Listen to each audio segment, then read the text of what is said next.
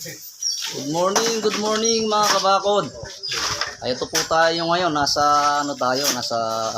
fabrication area tayo na kung saan dito natin ginagawa ang ating mga produkto. Ngayon po, naubusan po tayo ng mga poste.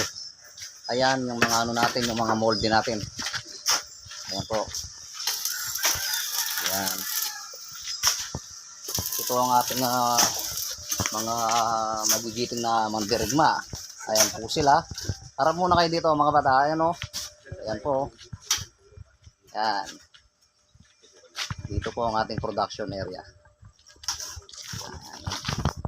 Naubusan po tayo ng poste.